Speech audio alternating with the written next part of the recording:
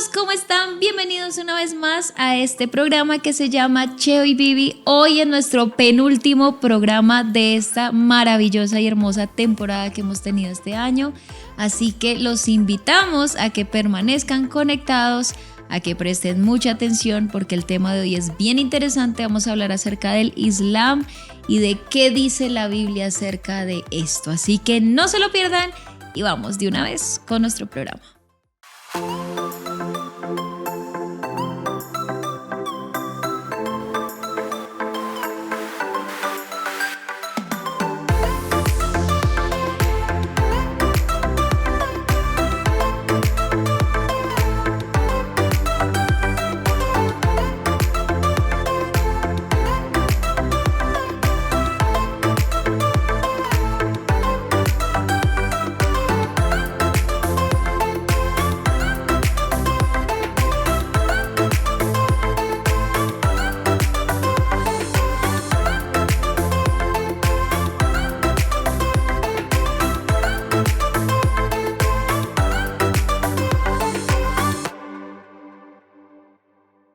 Hola a todos, buenas noches, Dios los bendiga a los que nos están viendo a esta hora. Tal vez si nos estás viendo por diferido, buenos días, buenas tardes, no lo sé.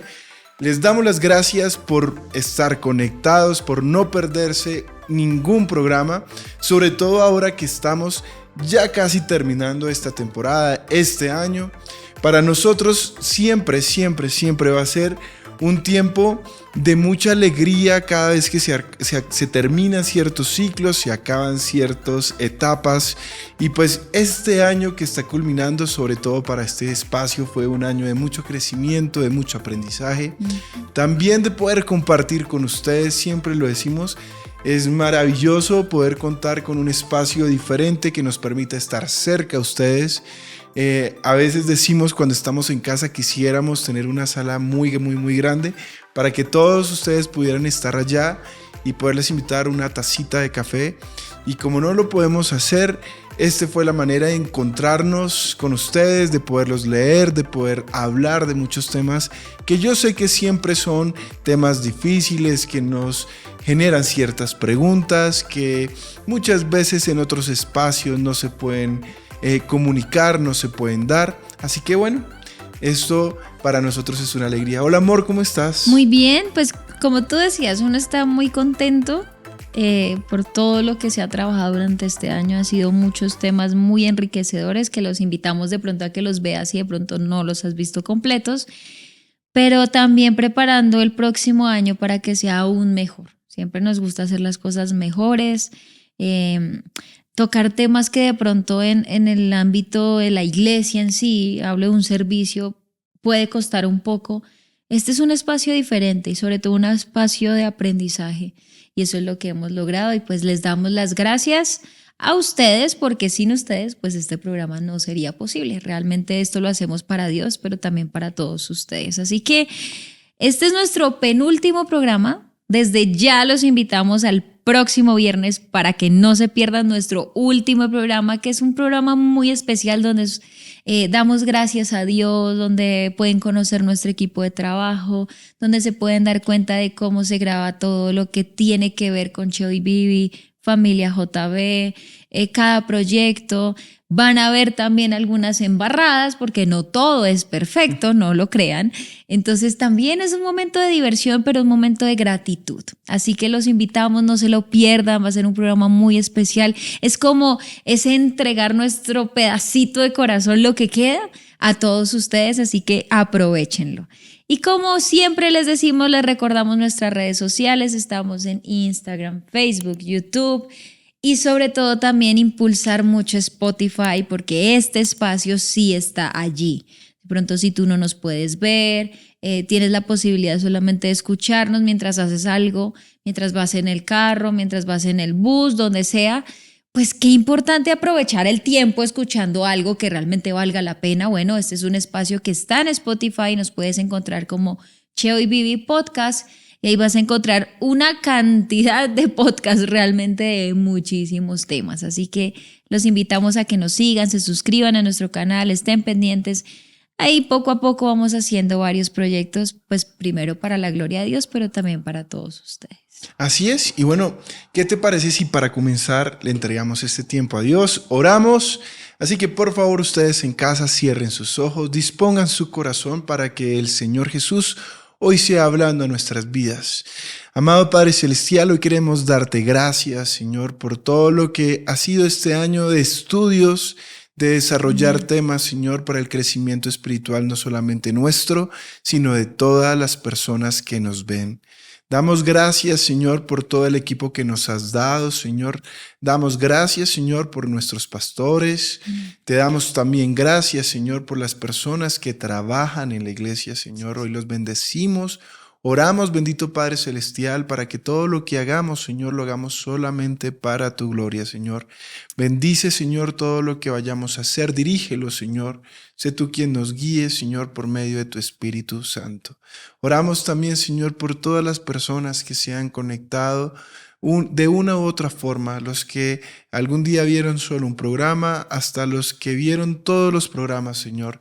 Oramos por ellos, Señor, te pedimos para que tú los sigas formando en tus palabras, Señor, y para que les regales, Señor, la oportunidad de conocer esa voluntad buena, agradable y perfecta que tienes para ellos.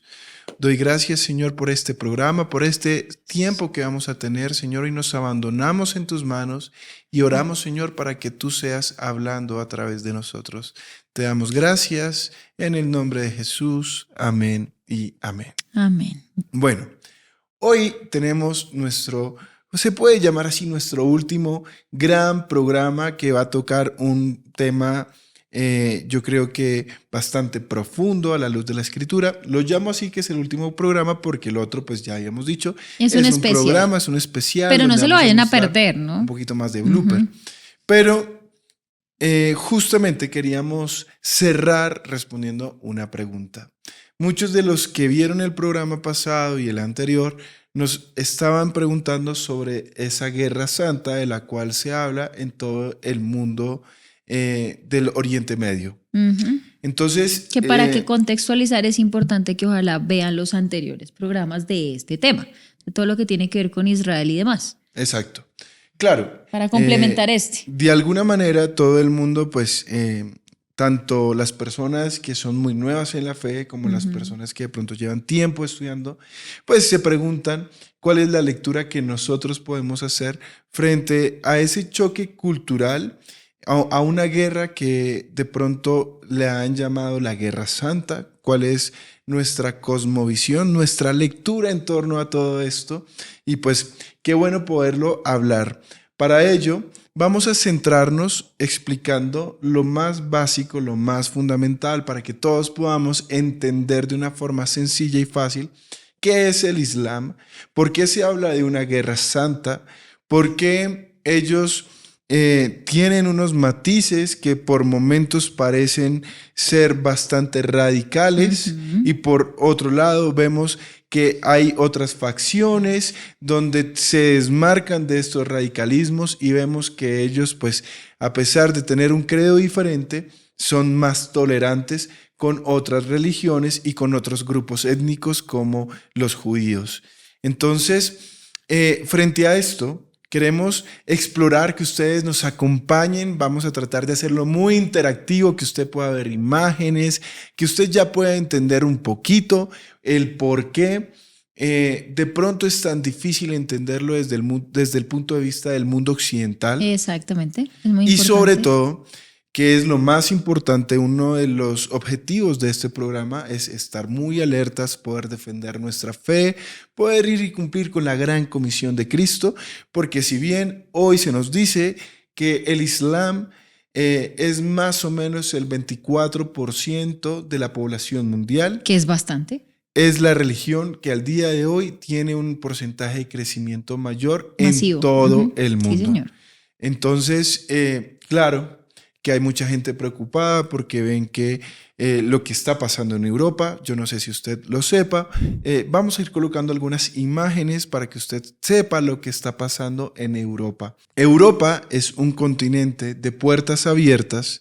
Desde hace, no sé, podemos hablar desde los 2015 para acá, se ha caracterizado por tener puertas abiertas a otros continentes, africanos, asiáticos y demás.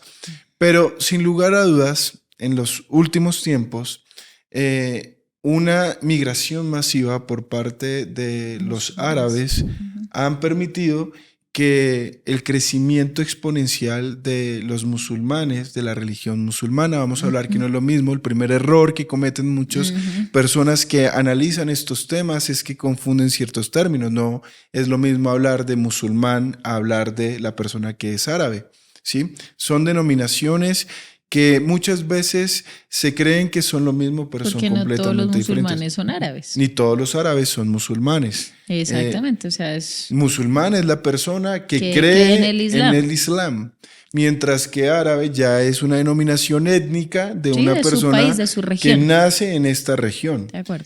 Y esto lo digo como para hacer algunas precisiones, pero ahorita muchas personas están preocupadas porque en las manifestaciones que se han dado en estos últimos meses a raíz del conflicto entre Israel y Hamas. el grupo Hamas en Palestina, pues muchas de estas personas han salido a protestar. Estas protestas nada tienen que ver con la protección de los derechos humanos, sino son protestas un poco más llevadas a un conflicto étnico, a un conflicto religioso, si se quiere, sí, señor. porque lógicamente ellos quieren demostrar un apoyo a todas las personas que pues obviamente creen en esto. Entonces, ustedes ven, ellos se dan golpes de pecho, hay manifestaciones donde se han tomado, muchas veces han sido violentos.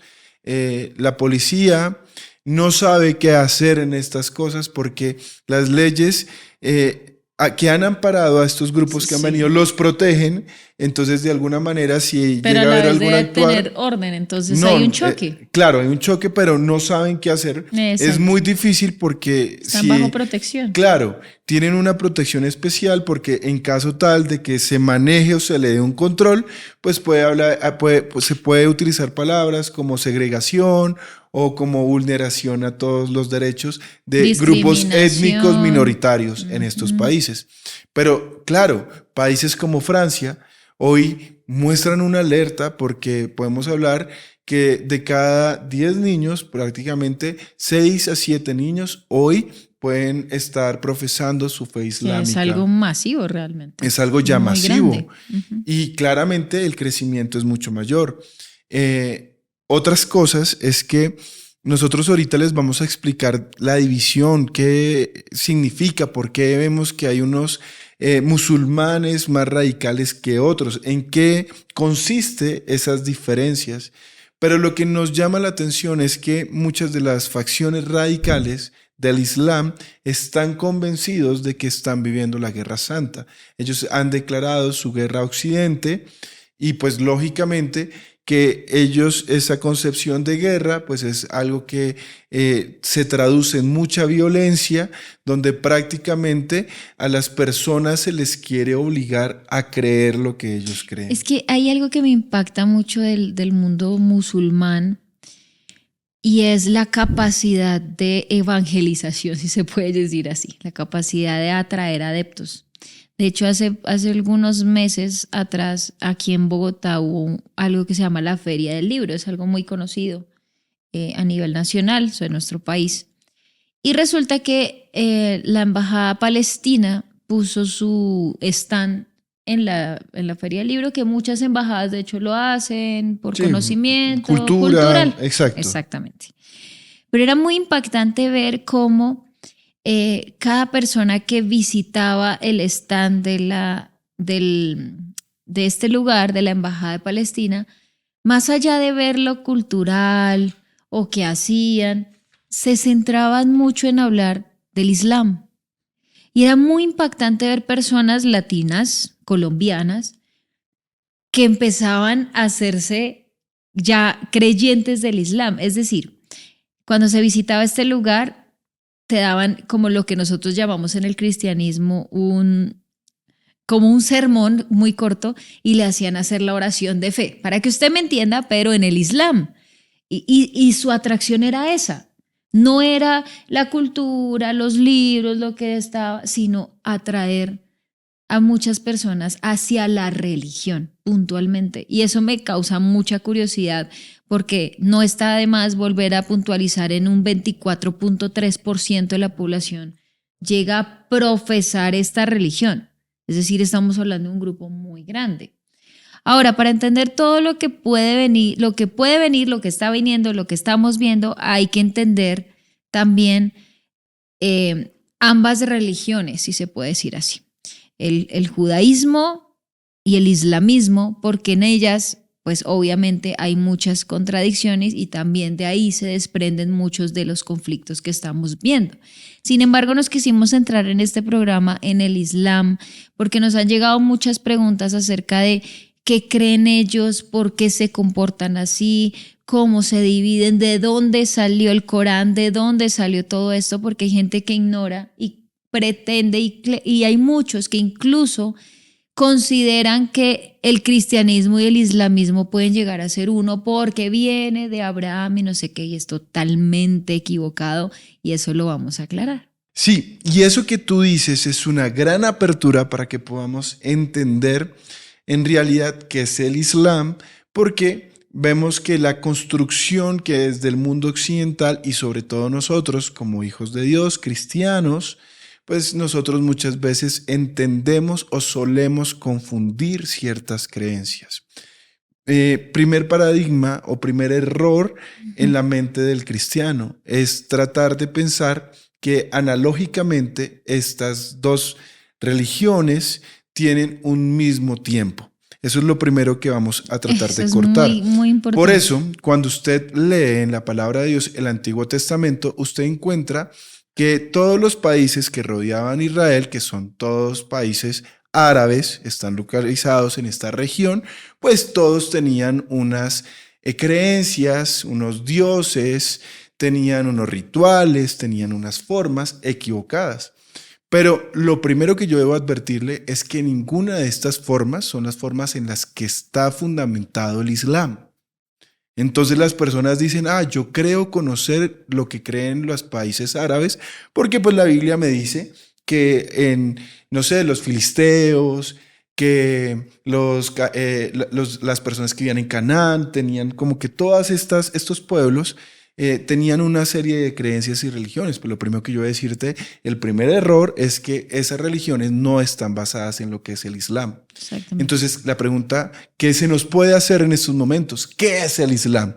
Pues bien, el Islam significa sumisión a la voluntad de Alá. Uh-huh. Y yo creo que usted tiene que ir ya formando un concepto de lo que es esta religión. Entonces, el Islam significa sumisión a la voluntad de Alá. No pierda de foco esta definición. Segundo, ¿en qué tiempo se da el Islam? ¿En qué momento aparece a los hombres?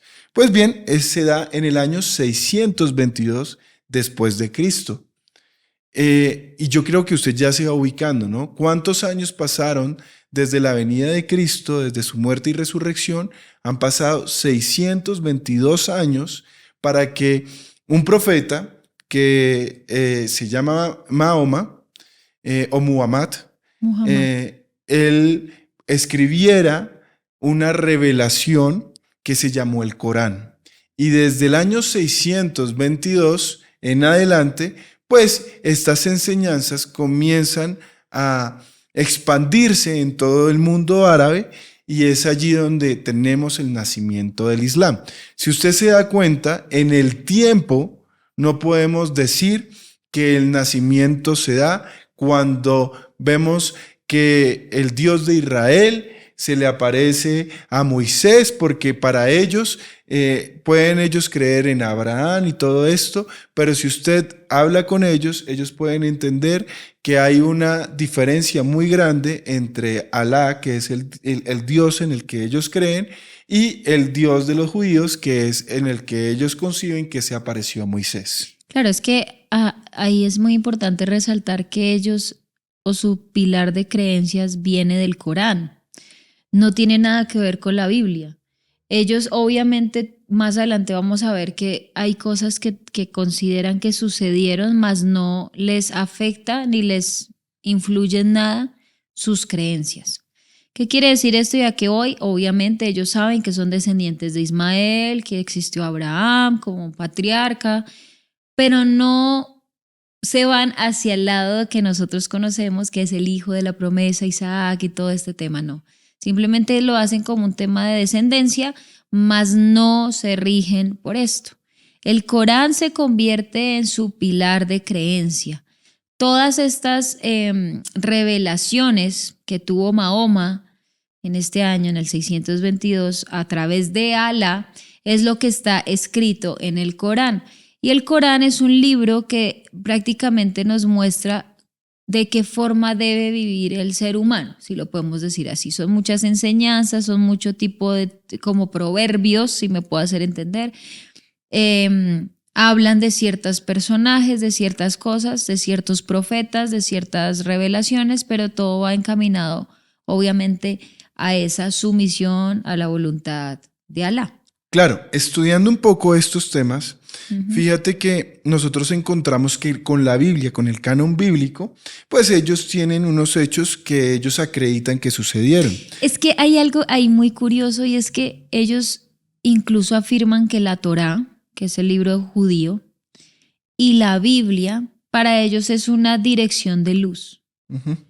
Pero también dicen que no hay que creerle nada a la Torá y a la Biblia. Es decir, hay una contradicción en su misma creencia, porque ellos lo afirman como si de aquí saliera algo, pero a la vez no lo aceptamos. Por ejemplo, ellos tienen en su padre, comparten esta creencia sobre la descendencia de su pueblo, la comparten tanto el Corán como la Torá, lo que nosotros los cristianos llamamos el Antiguo Testamento. El Pentateuco en este caso. Nosotros vemos que en el Pentateuco pues claramente aparece toda la historia no solamente del pueblo de Israel, la historia del pueblo de Israel, sino que también se refuerza la idea de quiénes son ellos en el Dios de la Biblia. ¿Sí? De hecho, en muchos pasajes bíblicos de nuestro Pentateuco, si usted lo tiene, usted puede leer, se nombran muchos pueblos que en un futuro se convirtieron en los grandes pueblos árabes, ¿sí? O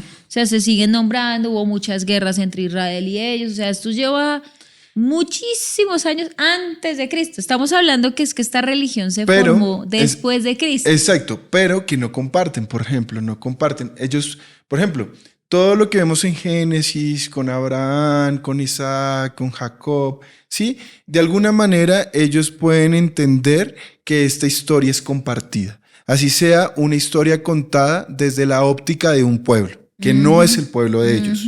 Eso ellos lo entienden.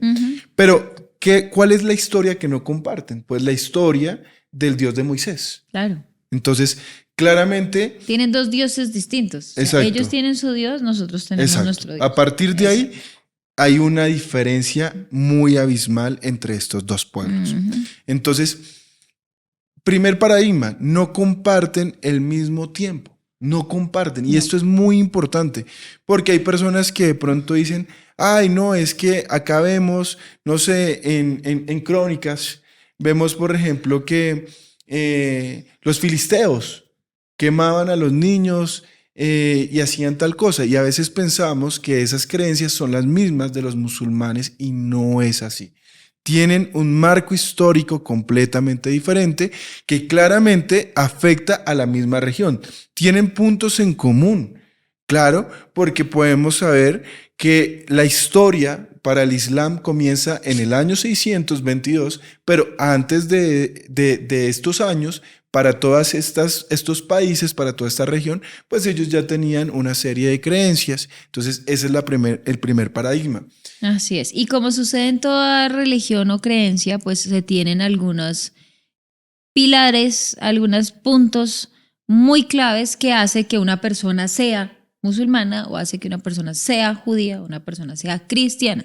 ¿Sí me hago entender? Para los judíos es muy importante sus fiestas, la sinagoga, ciertos parámetros. Para los musulmanes sucede exactamente lo mismo. Claro, o sea, si ustedes van viendo, por ejemplo, ¿y por qué es tan importante reforzar el conocimiento bíblico? Porque usted no puede entender, por ejemplo, la religión judía si usted no conoce la Biblia.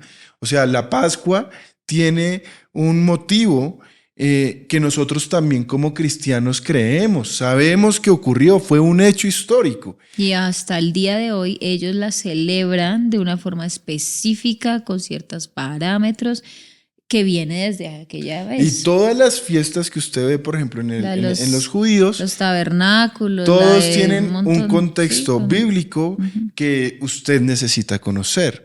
Pues bien, estos pilares en el mundo islámico, y yo quiero que usted entienda por qué le estamos contando esto, porque al final vamos a contrastar pues las creencias que ellos tienen sobre nuestras creencias y cómo estar preparados.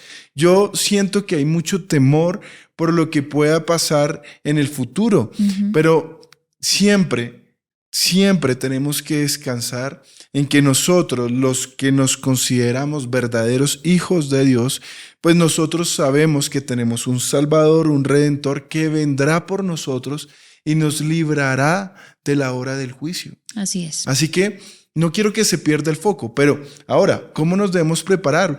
Yo noto que vemos que hay un mundo islámico moviéndose por todas partes, haciendo muchísimas cosas, mostrando que no son personas tibias, sino son personas radicales en su fe, y claramente están conquistando muchas mentes y conquistando muchas almas. Y en nosotros hay un dolor porque estas personas se están perdiendo en una falsa doctrina, se están perdiendo en falsas enseñanzas que, como bien decía mi esposa, si nosotros las contrastamos, inclusive en la interpretación que muchos de las personas que son seguidoras del Islam entienden que hay contradicciones, no tienen seguridad de nada. Y eso es lo que nosotros vamos a comenzar a ver. Entonces, cuéntanos un poco de estos pilares. Entonces, son 5 básicos, son muy 5 pilares que ellos son tienen muy lo importantes. Más elemental, exactamente. Ajá. Primero, el camino hacia el Islam comienza tal y como de pronto comienza el camino hacia el cristianismo, que es una confesión de fe. Es decir, afirmar que Alá es el único Dios y que, pues obviamente, Mahoma es un profeta del cual viene toda esta revelación. Una vez uno afirma esto, lo cree, pues se puede considerar que es una persona que inicia su camino hacia el Islam. Pero fíjate, no es, a ver, porque las personas que nos están viendo dicen, entonces yo hago una oración, ya soy musulmán. No. A ver, es lo mismo que en un cristiano. Usted puede hacer 20 oraciones, pero acá vamos a encontrar algunos matices. A ver, el Corán, pues todas estas enseñanzas abarcan una cosmovisión de todas las áreas del ser humano.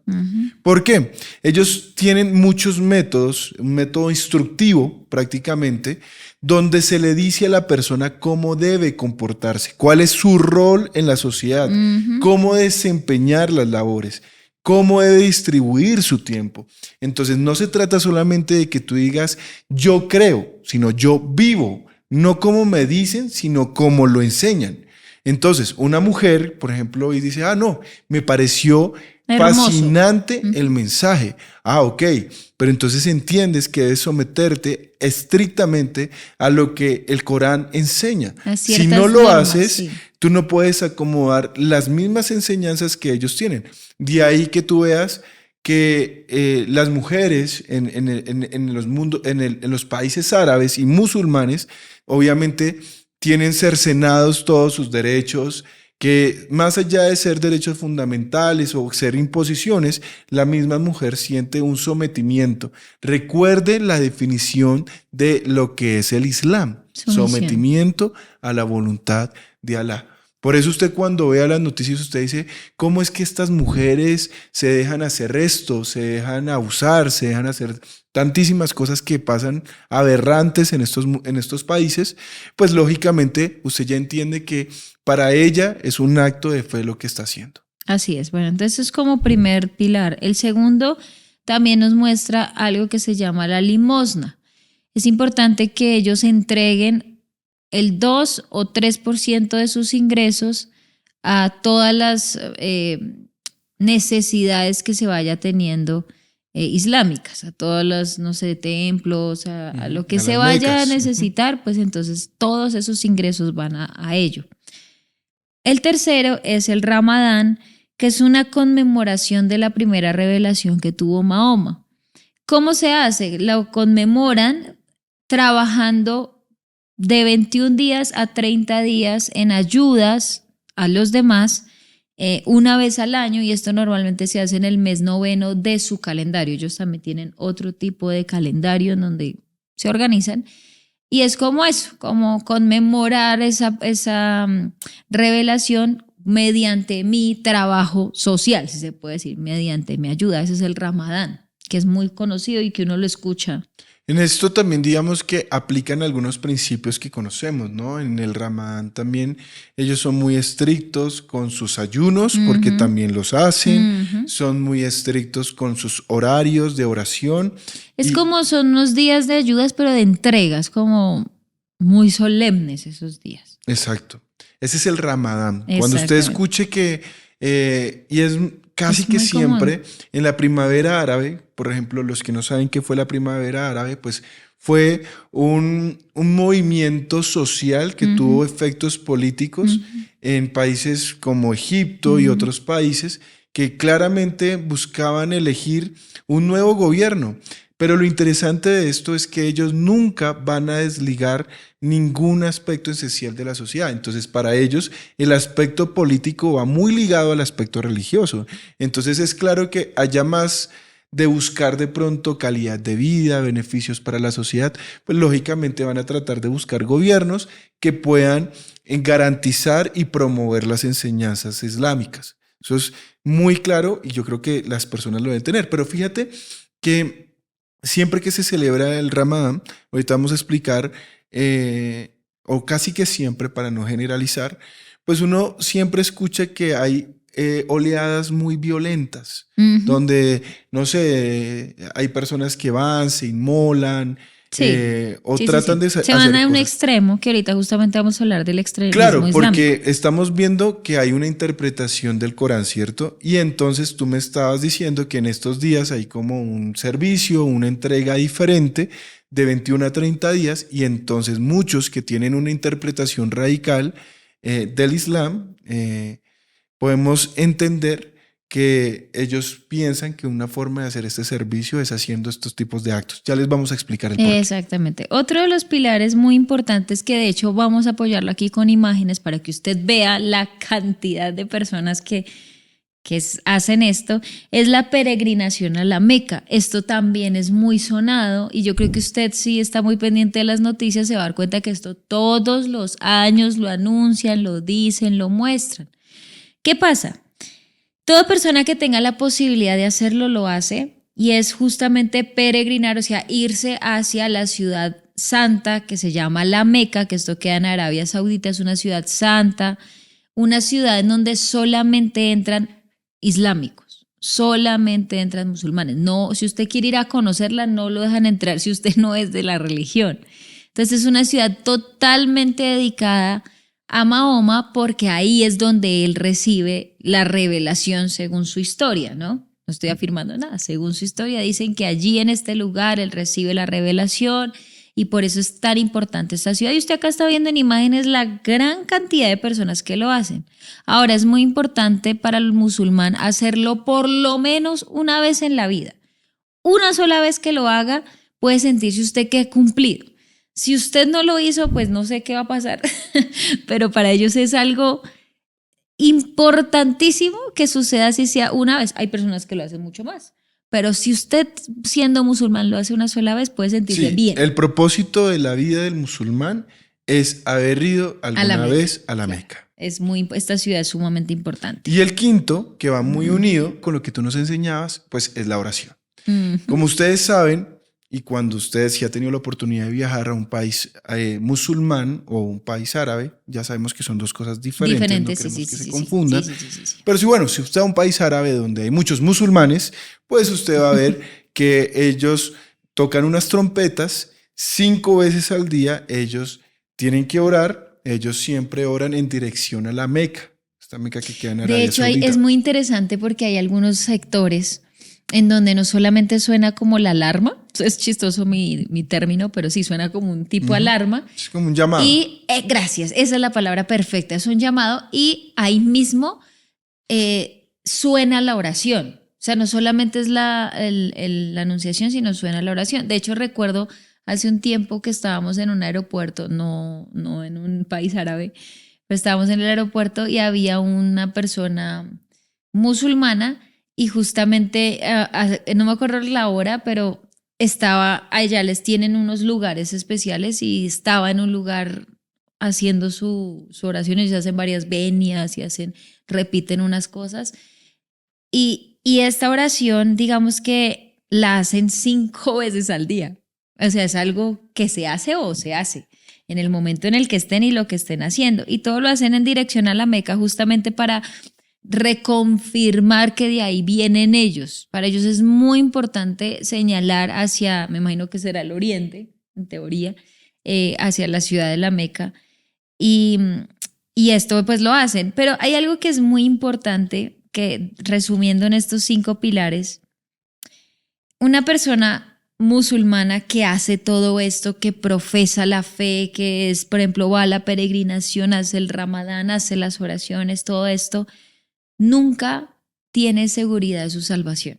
Escúchame, eso que tú estás diciendo es central en todo esto. Exacto, hacemos una pausa ahí para que usted lo escriba, lo anote y entienda. Más allá de alguna manera de entender todo lo que significa lo que ellos hacen, le estamos diciendo que el significado del Islam es sometimiento a la voluntad de Alá. Sumisión. Le estamos diciendo que el profeta Mahoma en el año 622 después de Cristo, o recibió después de Cristo. Es que eso es importante, el después de Cristo, tenerlo Estamos presente. mirando después de Cristo, recibió una profecía que él escribió en lo que ellos llaman el Corán, que es su libro sagrado. Este libro está en forma de instrucciones. ¿Por qué es así? Porque ellos creen fielmente que la salvación es por obras. Pero al final, después de usted hacer todo lo que el Corán le dice, ellos no tienen seguridad de la salvación. Es que para ellos nunca será seguro si Alá los puede recibir o no en el paraíso. Siempre es una pregunta que queda inconclusa. Es un tema potestativo. Totalmente. De su deidad. Claro, porque ellos justamente en unos asuntos muy claves también de la religión, ellos consideran que Alá es un ser inalcanzable. Inaccesible. Sí, inaccesible, es imposible conocer, no hay posibilidad alguna. Y eso es lo que pasa cuando empieza uno a tener una concepción de obras. Porque acá ya más adelante hablaremos de los extremismos y cómo se busca mediante obras, ojalá alcanzar el conocimiento de Alá, que es lo que más ellos desean, pero nunca están seguros, y que ahorita lo vamos obviamente a contrarrestar con la Biblia, porque el cristianismo, que es la verdadera fuente de vida eterna, que es Jesucristo, pues nos dice todo lo contrario, que todo es por gracia, no por obras, que el perdón de pecados existe, que la entrada al paraíso existe mediante Jesucristo. Entonces acá ya nos damos cuenta que son 2 conceptos totalmente distintos. Cuando tú haces una oración de fe y la haces de corazón y vives como un hijo de Dios, tú no tienes por qué tener la duda de ¿será que soy salvo o no? Que eso lo pregunta mucho cristiano. Es que yo tengo dudas, a mí me da miedo, yo no sé si yo soy cristiano. Y acá empezamos a hablar de un tema gigante que es la redención de pecados y demás. Pero a lo que voy es simplemente decirles, fíjense lo diferente que es para un musulmán vivir aspirando a una salvación. A una salvación, gracias, pero a la vez nunca va a ser seguro si la tiene o no. Y es que a mí me genera esto, no solamente esta reflexión que tú haces, que es muy acertada, sino me produce mucho dolor. Porque cuando tú entiendes ya, no sé, ves noticias como estas, donde ves que, no sé, se inmolaron en una sinagoga judía, que suele suceder eso bastante. Es muy común. Muy común. Muy común. Y tú ves noticias donde murieron 100, 200, 300, 400 personas, lo que sea. Ves noticias como estas y tú te pones a pensar y hay un dolor humano, ¿cierto? Por las personas que mueren. Pero cuando ya quitas ese dolor, tú haces una reflexión como hijo de Dios. Y entonces tú comienzas a preguntar cuáles son las motivaciones que tienen las personas, sea cual sea su religión, para hacer estos actos. Claro. Y entonces ahora estamos entendiendo que las personas que hacen estos actos están tratando de ganarse su salvación por medio de esta obra. Es que vayámonos a un hecho muy occidental y claro que tenemos en esta era, y es el 11 de septiembre del 2001. Atentado hacia las Torres Gemelas, el Pentágono y todo lo que sucedió en Estados Unidos con respecto al grupo Al-Qaeda, que usted ya sabe que era liderado por Osama Bin Laden. Le estoy dando un resumen general. Cuando usted mira muchos documentales en donde se ve cómo fue la planeación de estos atentados, el fundamento religioso de estos atentados era justamente eso, alcanzar a Alá. Entonces, cuando vemos semejante atrocidad, uno dice, pero ¿cómo? Y usted de pronto lo está pensando, y yo lo he pensado, y yo te lo he dicho, ¿cómo una persona es capaz de inmolarse, de ponerse un chaleco o de estrellarse en un avión o de hacer esta cantidad de locuras? Porque si usted lo piensa y si usted le tocara hacerlo, usted dice, a mí me da pánico. Pero mira esta reflexión que yo he hecho en torno a eso. Y lo hago a los cristianos, porque es que esto tiene que tener muchas reflexiones para todos nosotros. Claro. Pero me parece increíble que una persona haga lo que hace, porque se necesita tener mucha fe, tener una decisión radical, total. No solamente para quitar su vida, sino para hacerle daño a muchísimas personas más, pero lo hacen sin siquiera saber que esto puede tener el resultado que esperan. Que eso es lo más frustrante. Cuesta, exacto.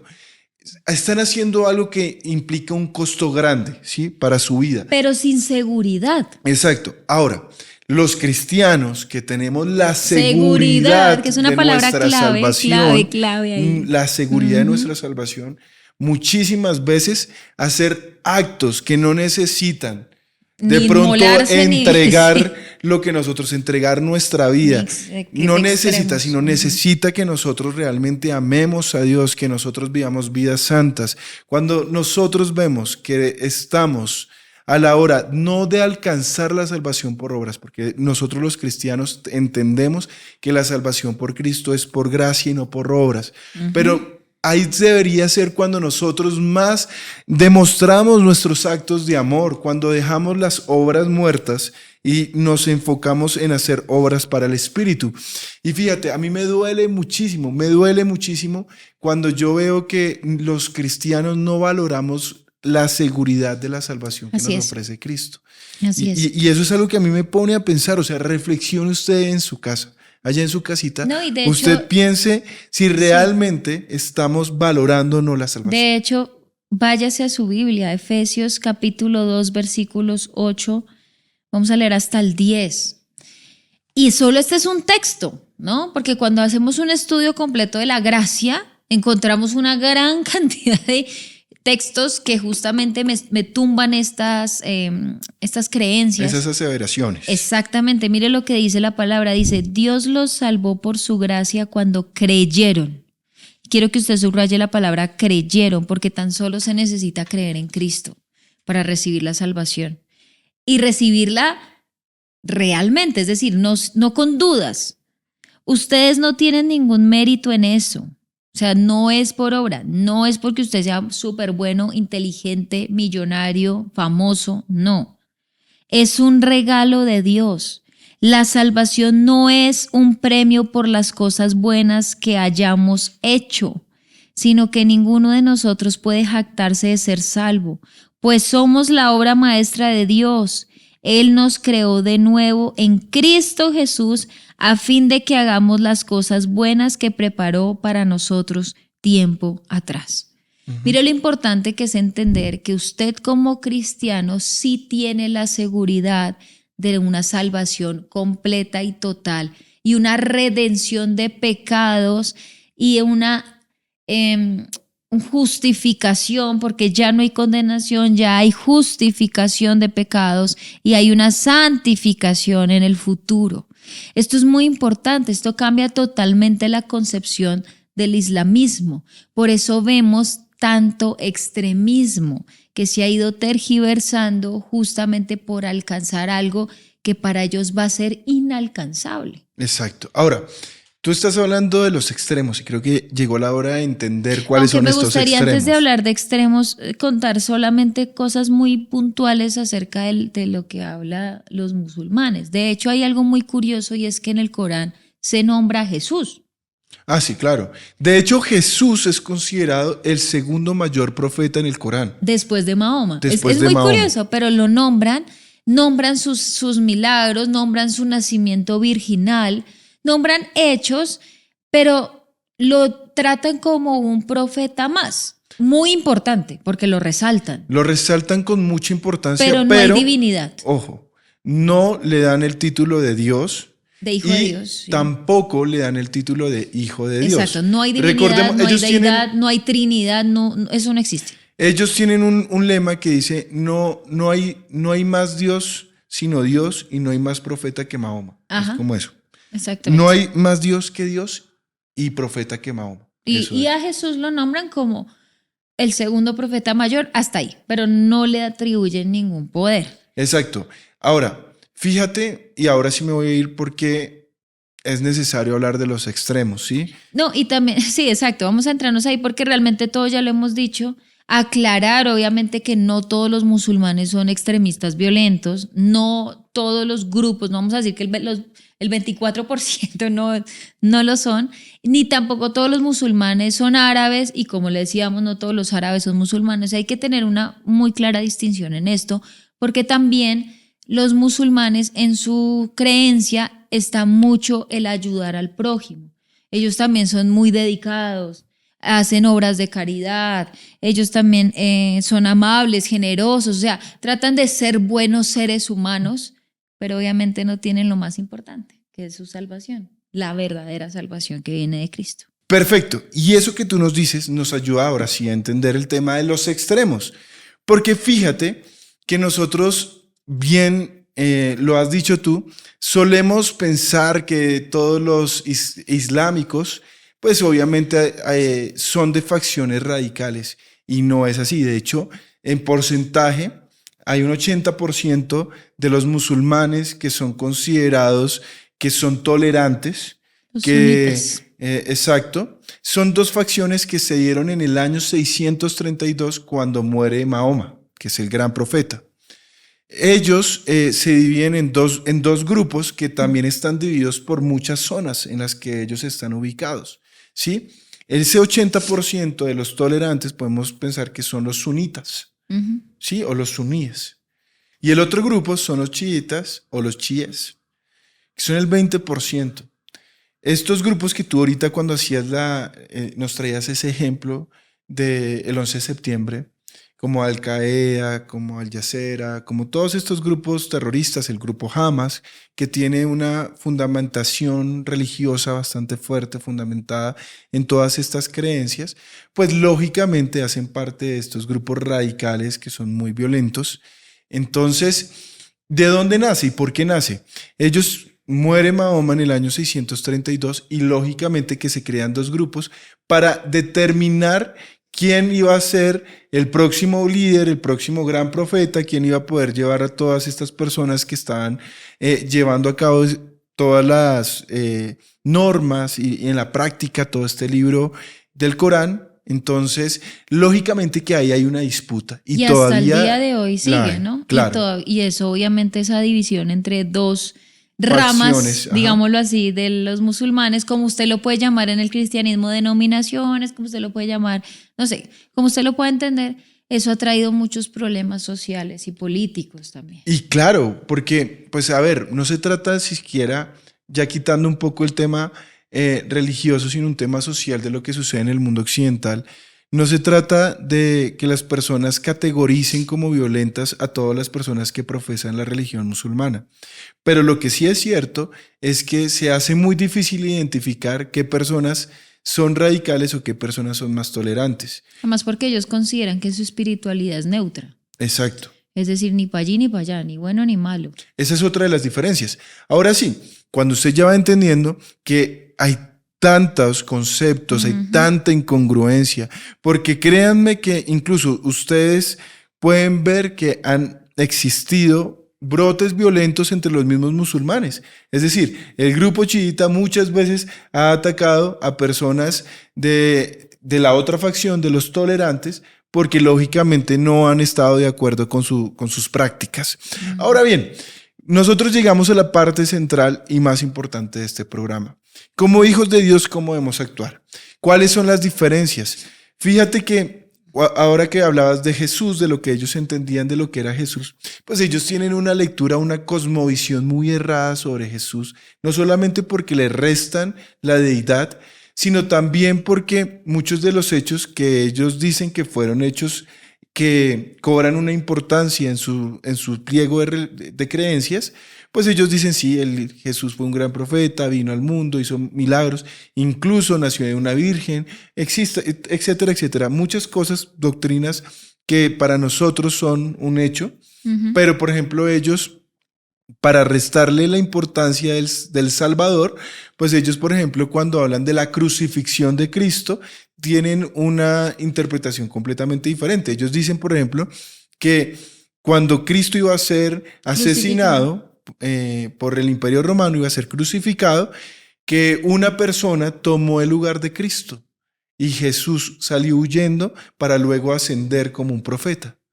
Entonces, lógicamente ellos no creen en el plan de redención, no creen obviamente en la resurrección y lógicamente niegan todo lo que significa la obra redentora de Cristo. Pero la idea como de este programa es que usted aprenda y también lo contrarrestemos con la Biblia. Vamos a leer 3 pasajes muy rápido. Le pido que usted sea muy ágil en su Biblia. Vamos a leer Mateo 14:33. Cuando se subieron de nuevo a la barca, el viento se detuvo. Entonces los discípulos lo adoraron. De verdad eres el Hijo de Dios. Ahí vamos viendo cómo obviamente la fe cristiana, que es la verdadera, pues obviamente nos ratifica la deidad de Jesucristo. Mire Mateo 16:15 al 16. Entonces les preguntó, ¿y ustedes quién dicen que soy? Simón Pedro contestó, tú eres el Mesías, el Hijo del Dios viviente. Y uno de los versículos que me parece más importante leer es justamente Mateo 17, 1 al 5, que es las mismas palabras de Dios pronunciadas de esta forma. Dice así, 6 días después Jesús tomó a Pedro y a 2 hermanos, Santiago y Juan, y los llevó a una montaña alta para estar a solas. Mientras los hombres observaban, la apariencia de Jesús se transformó a tal punto que la cara le brillaba como el sol y su ropa se volvió tan blanca como la luz. ¿Usted cree que si Jesús no hubiese sido el Hijo de Dios, hubiese pasado esto? Jamás. Dice, de repente aparecieron Moisés y Elías y comenzaron a conversar con Jesús. Pedro exclamó, Señor, es maravilloso que estemos aquí. Si deseas, haré 3 enramadas como recordatorios, una para ti, una para Moisés y una para Elías.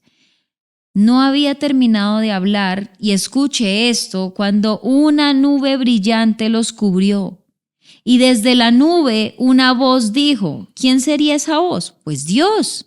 Este es mi Hijo muy amado, quien me da gran gozo. Escúchenlo a él. Los discípulos estaban aterrados y cayeron rostro en tierra.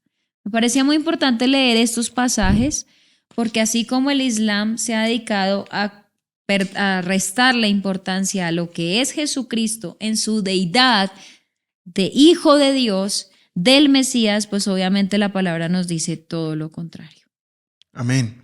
Y fíjate que, bueno, yo creo que las personas deben ir entendiendo que hay muchos matices porque ellos tienen un plan con el plan de salvación. Estamos de acuerdo con que para ellos la salvación no es por gracia, sino por obras.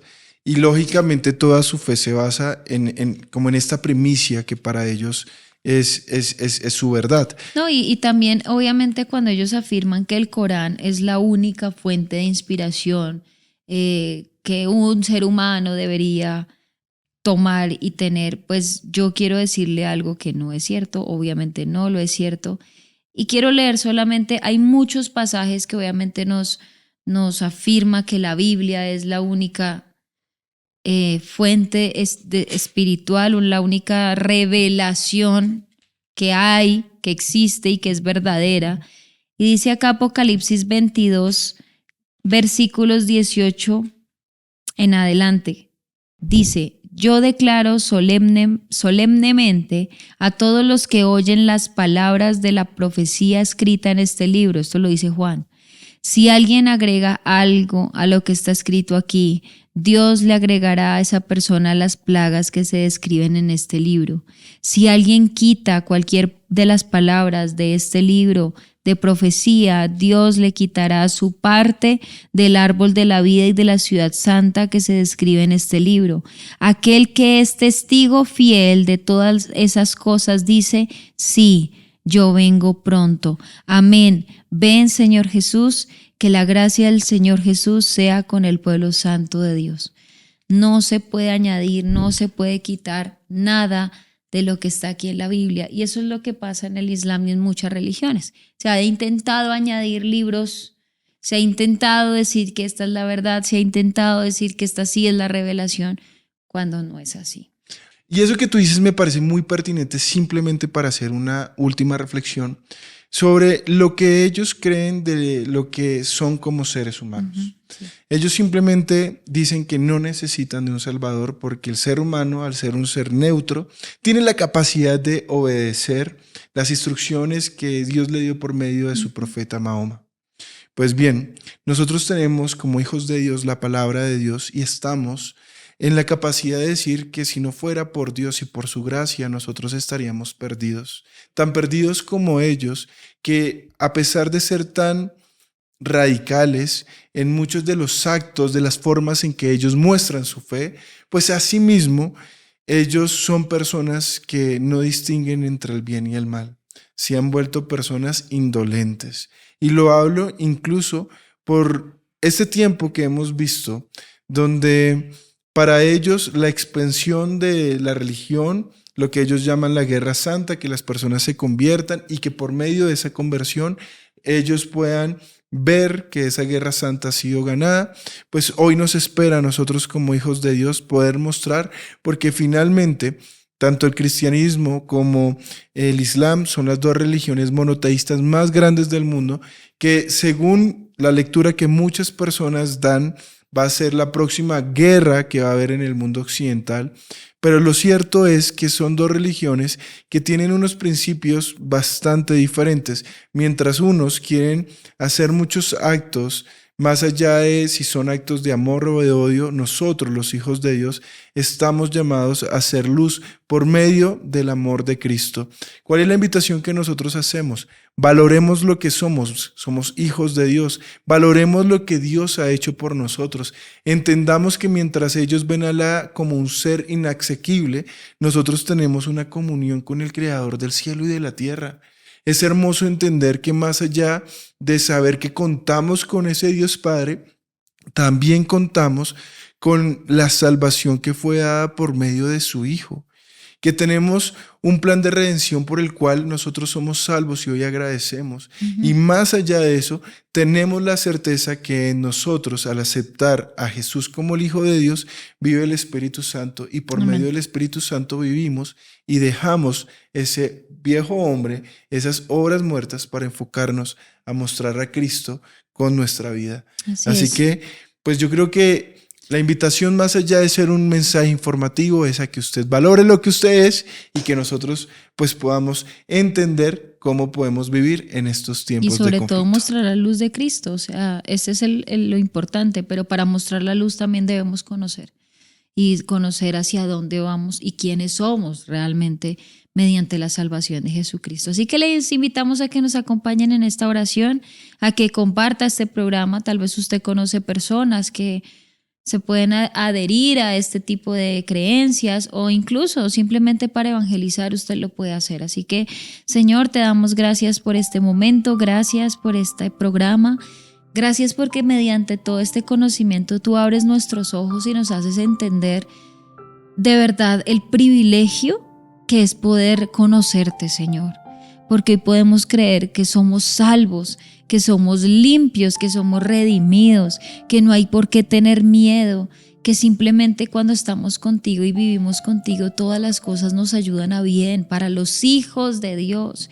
Gracias por la salvación, gracias por la redención, gracias por ese amor que tú nos das, gracias porque hemos entendido que no es por obra sino por gracia, que tenemos la salvación, que hay una seguridad de un Salvador, no que tenemos un profeta pero no un Salvador, no, tenemos un Salvador que nos ama y que hoy nos demuestra que somos importantes, que somos parte de su rebaño, parte de su pueblo. Hoy te doy gracias, Señor, y oramos para que tú, Señor, nos permitas expandir la palabra tuya, Señor, a muchos rincones de la tierra, que seamos de verdad personas que llevemos la fe, llevemos el mensaje de Cristo para que muchos puedan conocerte, Señor. Damos gracias por este penúltimo programa porque tú nos has permitido poder hacerlo, Señor. Te bendecimos en el nombre de Jesús. Amén y amén. Y bueno, hemos entre comillas, terminado temporada. Los invitamos a que no se pierdan el próximo programa, viernes 7 de la noche, también aquí por este mismo lado, por YouTube. De verdad no se lo pierdan porque es nuestro último pedacito de corazón que les estamos entregando de este año, dándoles gracias por ser parte de nuestra familia, así que no se lo pierdan, se lo seguimos recordando para que nos acompañen. Gracias por haberse conectado en este tiempo, Dios los bendiga y esperamos vernos el próximo viernes con ustedes.